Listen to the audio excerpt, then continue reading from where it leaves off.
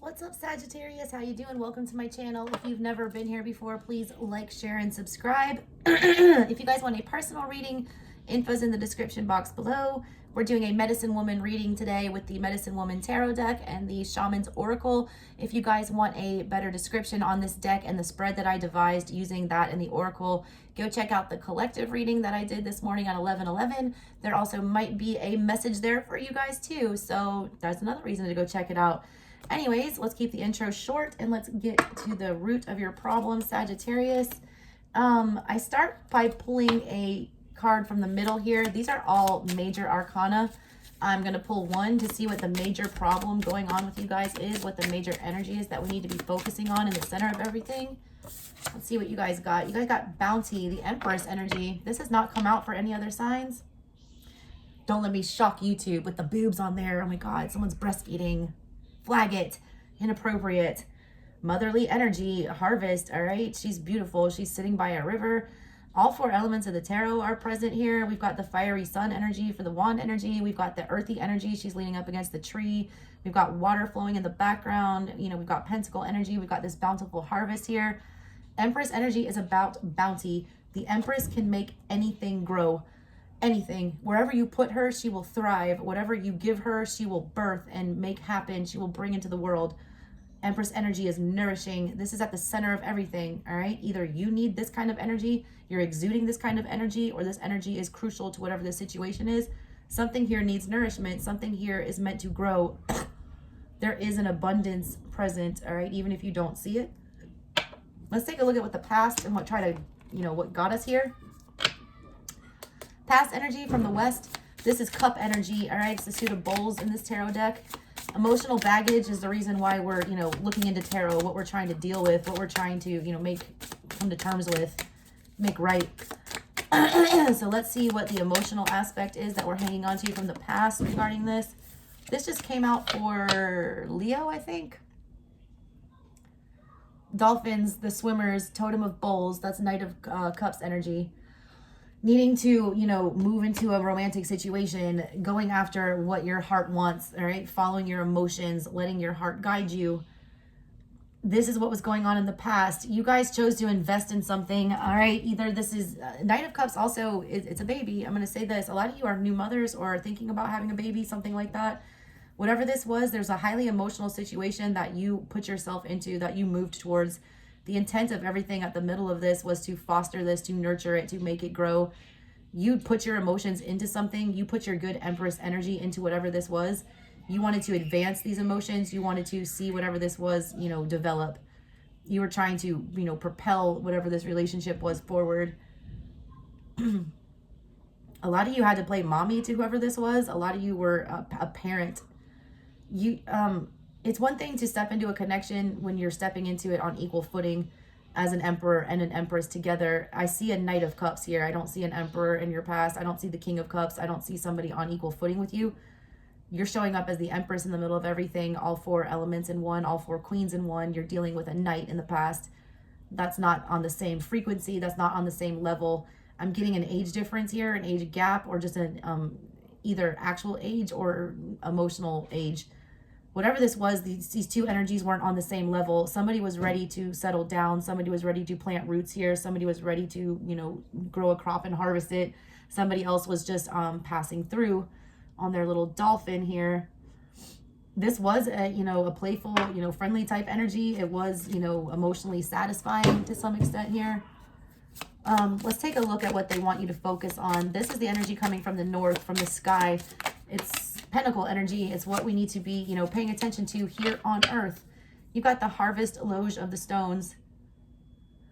This is the Queen of Pentacles energy.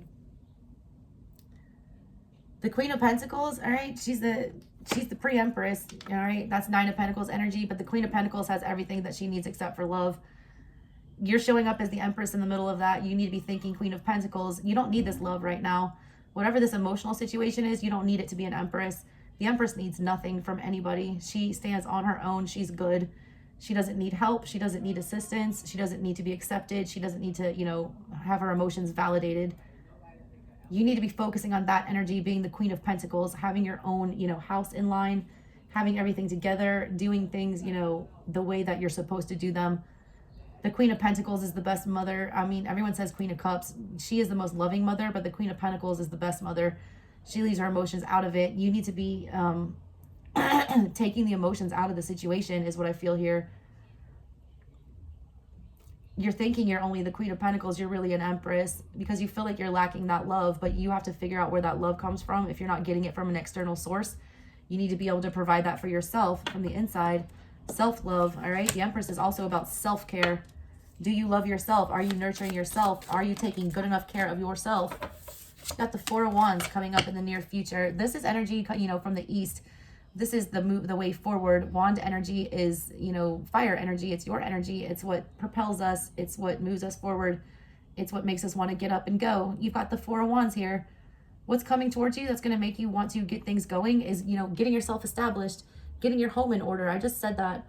There is assistance here. It might not be from the person that you want it with, but what you need to do going forward here is focusing on your own stability, making sure that you can support another person. I feel like you were going to have to provide too much support for whoever this was that we're talking about.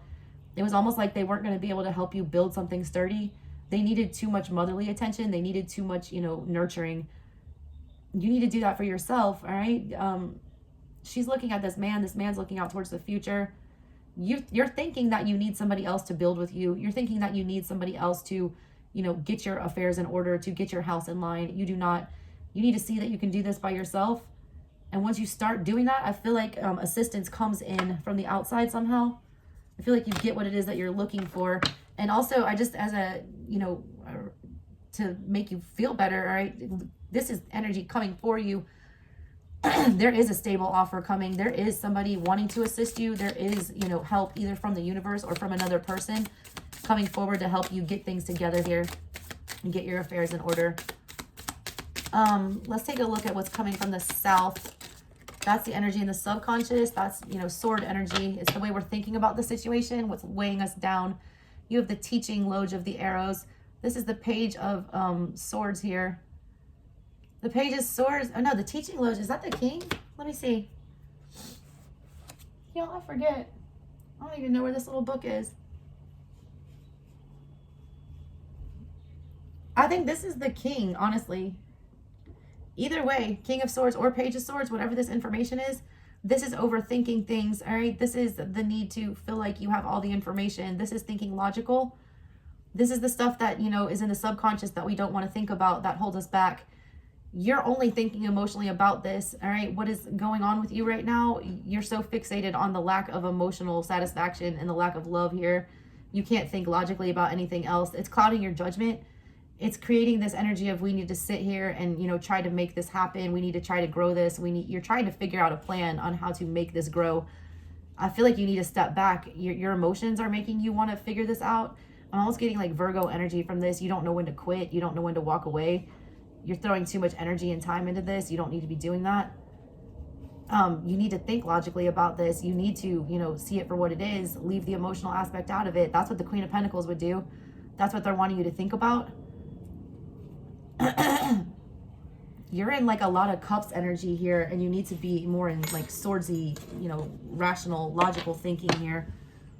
It's like a mother that won't give up on her kid, but I don't think this is your kid. I feel like this is somebody who should, you know, be able to take care of their damn self.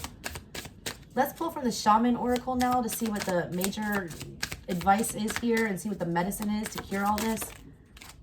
I'm taking the first one because I'm not taking more than one here. We got Deer Hunter. That's not come out for anybody else. Deer Hunter. It looks very much like a reindeer coming up here.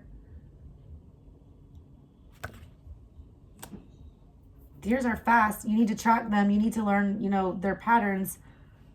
Deers are also, you know, skittish and fleeting. Whatever you were hunting after, whatever you were seeking for, whatever you were trying to nurture, this energy was skittish. It was fleeting. It was something that you had to hunt down. You had to search for too much is what I'm feeling with this. You shouldn't have to hunt down love. You shouldn't have to pursue it like that. It shouldn't be a game, you know, of tag or chase. It shouldn't be elusive. Let's read what the book has to say about that. Deer Hunter, it says, 2 main messages come to us through this card.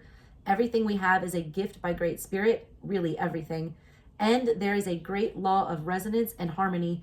We have to open up for that which we would like to receive.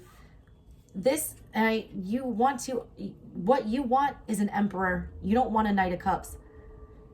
You can't open up yourself up to an Emperor if you're not standing in your full Empress power. You are having to stand in Queen of Pentacles energy with this and have to deal with this person and not get the emotional satisfaction, which means you weren't standing in full Empress power. You need to put that energy out only. You're feeling like you're lacking somehow and you're not. It says that the hunter has donned a headgear with antlers. Thereby he prays to the spirit of the deer he is hunting that the animal allows itself to be gotten. Again, pray to the spirit of the Emperor, not the Knight of Cups. You're praying for emotion, and that's what you're going to get. You're going to get a highly emotional situation. If you want an emotional situation that stays around, you need to pray for Pentacle energy. You're just wanting the feels. You're not thinking about the rest of it. Emotions like come and go. It's like, will that last the test of time? He's praying to the spirit of the deer that he's hunting so that the animal allows itself to be gotten so humans can survive. It is pretty obvious that this particular image does not show any classic shamanic symbol, as also no typical power animal either.